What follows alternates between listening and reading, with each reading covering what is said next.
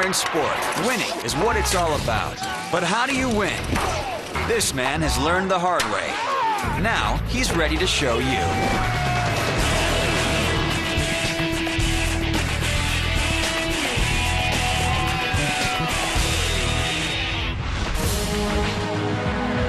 There was a time when the world seemed headed for destruction by hordes of warriors known to history as the Barbarians.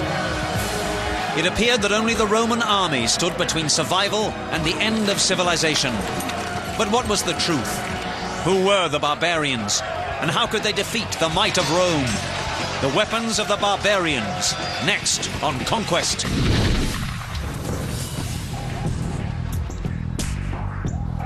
All right, guys, gather round. You are a bunch of barbarians, and you have a problem. Over many centuries, thousands of you have migrated into Europe. You now live in many tribes on the borders of a vicious, aggressive military dictatorship called the Roman Empire. Now, we are going to teach you to use a whole range of barbarian weapons, and for your final challenge, you will attack and defeat a Roman legion.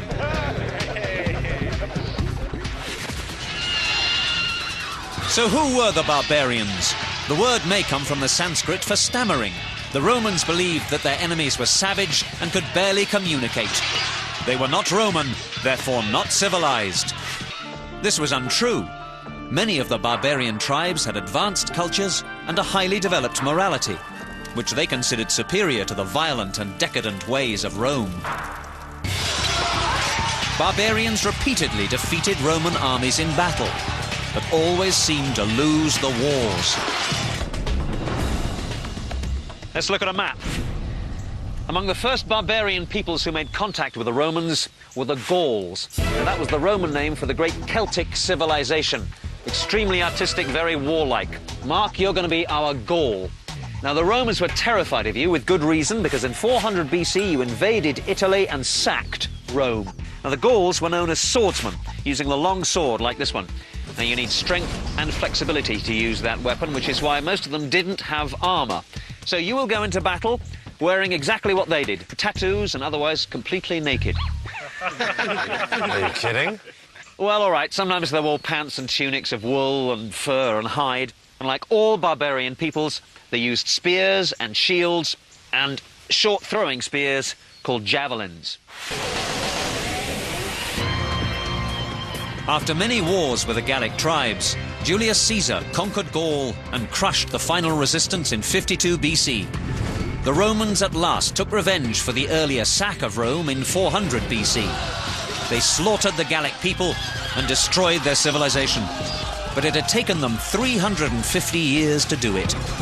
Elsewhere, other barbarians were giving them just as hard a time. Now, in 218 BC, the Romans invaded Hispania, Spain, where they fought for 200 years with the Celtiberians. Mario, that's you. Now, your guys were brilliant guerrilla fighters, and they had some remarkable weapons, including this one, the falcata, which is based on the ancient Greek kopis, probably brought to Spain by Greek merchants. Now, this was made of the finest quality steel, and the design put the weight of the blade down towards the end, increasing what's called the kinetic efficiency of the blow. In other words, get out of the way. Now, the Celtiberians had another sword called a gladius. You might recognize this. It's a simple, short stabbing sword. And they had a spear made entirely of iron called a soliferum. Now, these guys were great metal workers. It's possible that they even invented mail. So, Mario, you've got mail. Many Spanish and Celtic weapons were copied by the Romans. The short sword became the basis for the Roman gladius. The soliferum may have been the antecedent of the Roman javelin called the pilum. The Romans knew a good weapon when they saw one, and they needed them.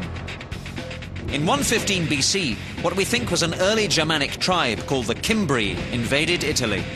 They defeated 5 Roman armies, one after another. This led the Roman general Marius to completely reorganize the Roman army. The Cimbri were defeated in 102 BC, but the Germanic invasions had only just begun. The Germanic tribes also used the spear and shield, but they had a bunch of their own weapons as well, including this one, the sax, a short chopping and stabbing weapon. Here, shove that in your belt. They also used the axe. This is the largest type, the broad axe. Now, this could really carve into a Roman shield, but you need both hands to use it. The smallest version was this, the Francisca, or the throwing axe. But you just try throwing one of these. So that's what our team is going to do. Toss a variety of axes against these Roman shields. The throwing axe was useless against a shield. But it wasn't used like that. It was thrown high into the air in large numbers. It must have been very discouraging to get hit with one of these. I also want to show you this. It's a falx, a double-handed weapon, popular with another group of barbarians called the Dacians. Chris, you're a Dacian? Now, the Dacians lived in an area of Europe that is now Romania. And from 81 AD, the Romans attacked them. You know, these Romans, they are not nice people to be neighbours with. So now we've got four basic types of barbarian. We have the Gaul, the Celt, the German, and the Dacian. They're remarkable warriors, and all had excellent and different types of weapons. The barbarians came from different regions and brought different weapons into battle, but they shared the same tactics, or rather, tactic. There was only one. The direct frontal charge. There are the Romans. Get ready for them. After building themselves up into a frenzy, the barbarians would make a mass charge directly at the Roman line. The idea was to run in as fast as possible so that the Roman javelins would have less effect. Sometimes, on a signal, they would withdraw and then charge again, repeatedly. They wanted the Romans to use up all their javelins and be forced back, or to get the Romans to break ranks and give chase. Then they could be cut down individually. These charges must have looked magnificent and terrifying. Unfortunately, they hardly ever worked. Simple. I mean, they would have killed us with javelins before we ever got there. The Romans were professional soldiers. The barbarians just weren't. The charge feels great. But do we stand a chance when we get there? I mean, these were just hay bales. The real Romans, we never would have broke their lines. We would have got chopped to pieces. He's right. The Romans always kept a reserve of fresh soldiers to replace the front line, and plenty of spare javelins. They didn't tire easily, and they were too disciplined to break ranks. These were the finest soldiers the Empire had to offer.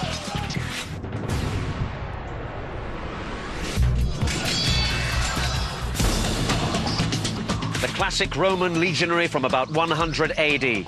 So what do you notice about him? The absolute basics. He's a foot soldier. He's well protected. He is the best heavy infantryman in the world. But like all heavy infantry, he has two weaknesses: cavalry and missile weapons. So from the earliest times, the Romans protected this man by raising mercenary cavalry and infantry from you guys, their enemies. They would divide you up, make friends with some of you, attack the others. They used Gallic and German cavalry, archers from Syria, slingers from the Balearic Islands. They would divide you up, make friends with some of you, attack the others. They used Gallic and German cavalry, archers from Syria, slingers from the Balearic Islands, and infantry with javelins, swords, spears, and shields from Germany, Gaul, and Dacia. So, we know that this guy has some weaknesses. Now let's work out how to defeat this creep. Our team has met the enemy. Now they must learn how to beat him. Our team has studied early barbarian tactics. Now they need more practice with barbarian weapons before meeting a Roman legion in battle. This is the spear, the absolutely basic weapon of all ancient peoples. It's simply a pole with a pointed blade on the end. Now, the spear could be used by individual warriors or by massed infantry.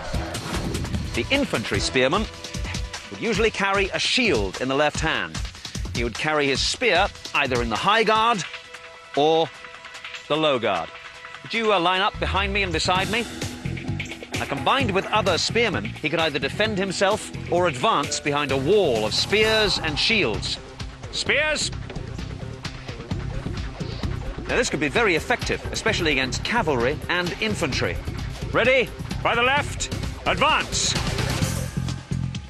But the individual spearmen had very little maneuverability, and the whole system requires a great deal of discipline, training, and cohesion. Ready? Charge! Even then, the Romans found this to be no difficulty at all. They would just fix the spears with their shields and chop their way through them.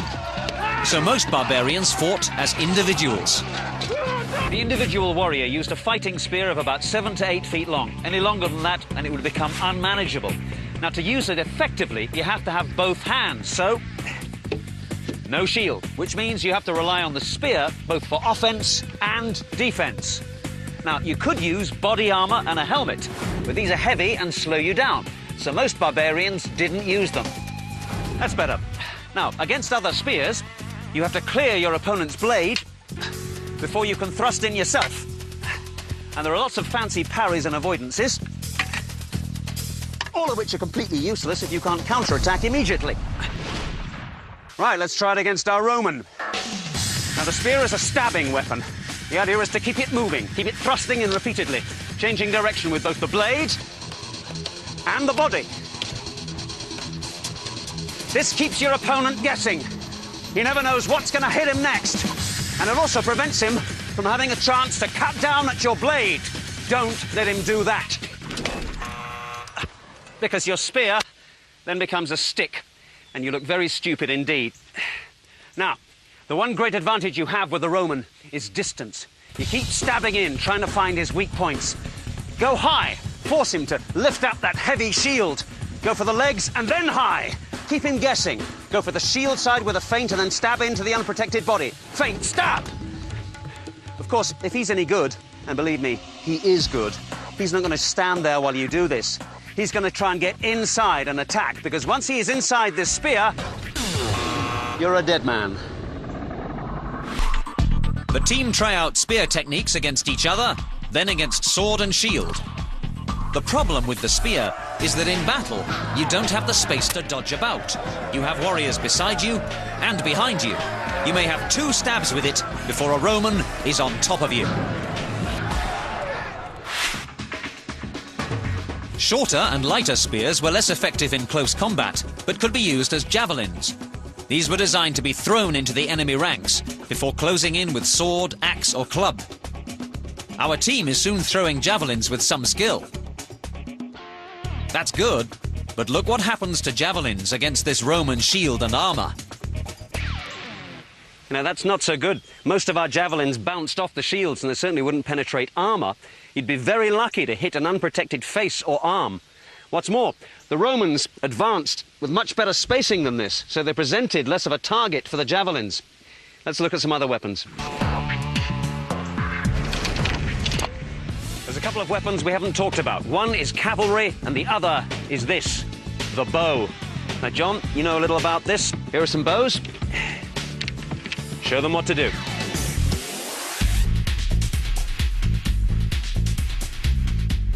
The bow and arrow is a relatively lightweight and all-purpose weapon.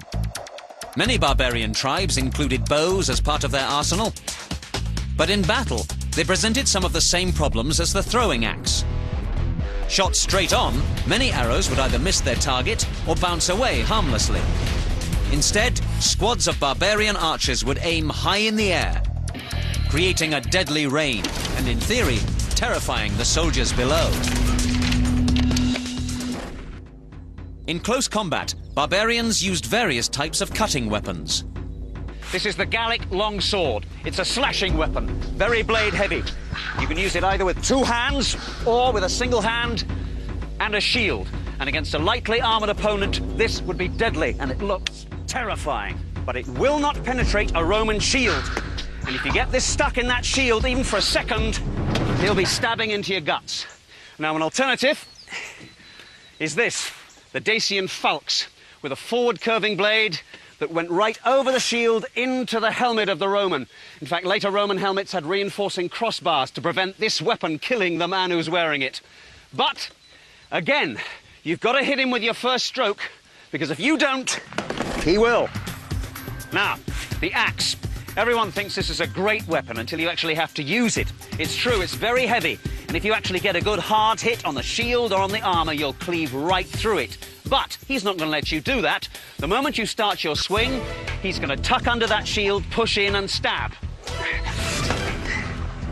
Of course, you can get a shield yourself, but if you do that, well, you have to have a much lighter axe in the other hand, which has much less penetration, and even then, for every stroke you give him, he can get 2 stabs in.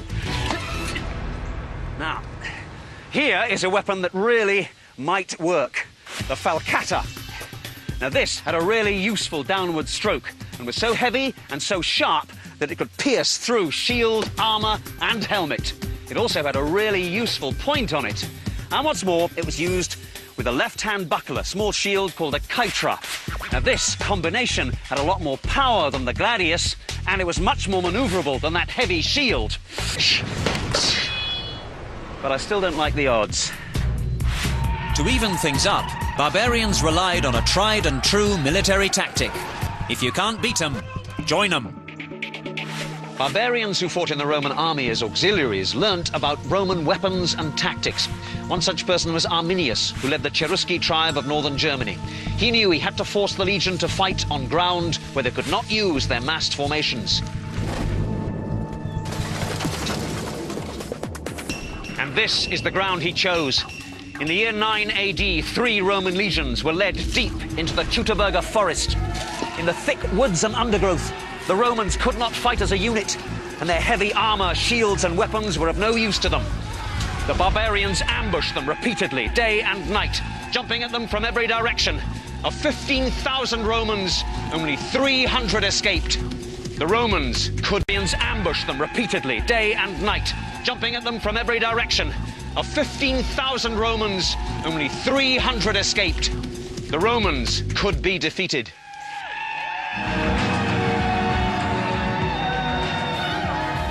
If barbarians were to have continued success against the Romans, they would need to use every weapon they could get their barbaric hands on.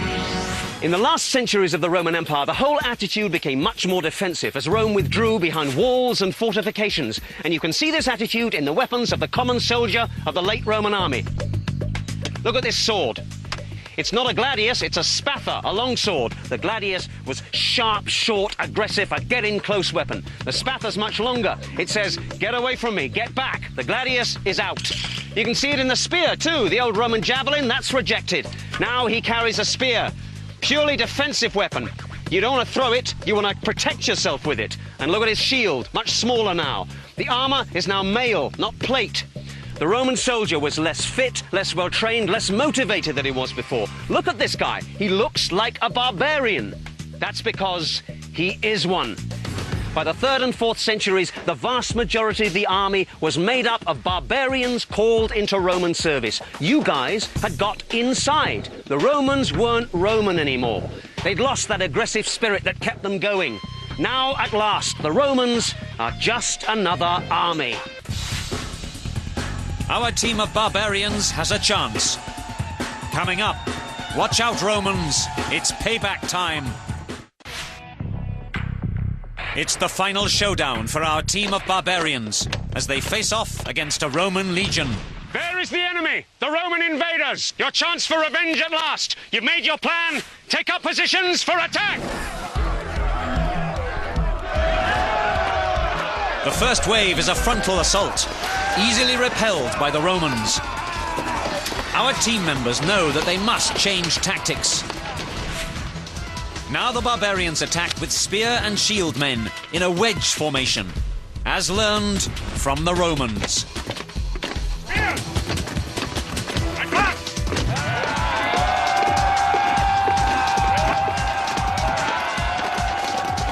They don't try to fight with the Roman line, but to pierce it, to split it into 2 halves.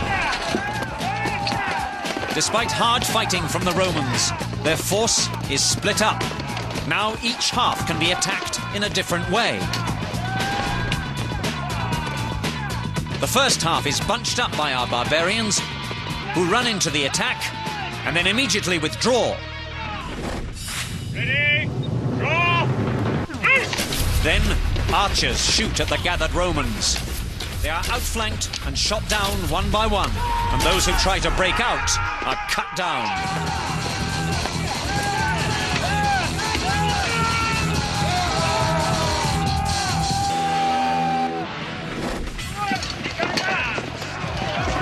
The second group of Romans is driven back into rough, wooded ground. Here the Roman formation breaks up, and their unique weapons are of no advantage. At last, individual barbarians fight individual Romans and beat them.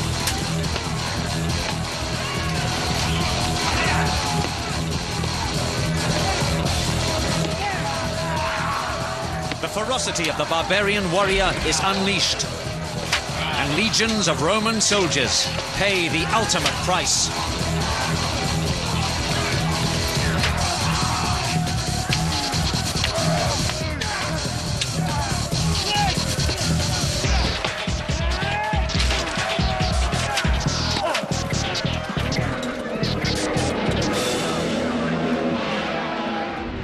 Well done, team. On their side, the barbarians had vast numbers, many different weapons, and outstanding courage. But at first, they could not defeat the Roman military machine. It was only when Rome weakened and barbarian tactics improved that decisive victory was achieved. Just like our team, they had to learn how to win with barbarian weapons.